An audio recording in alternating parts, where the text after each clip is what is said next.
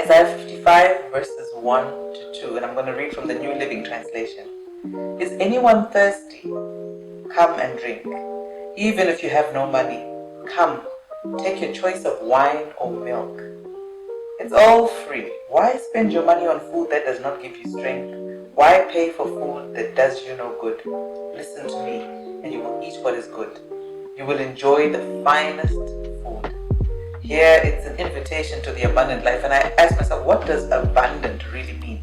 And the dictionary tells us that abundant refers to something that is more than adequate, richly supplied and plentiful.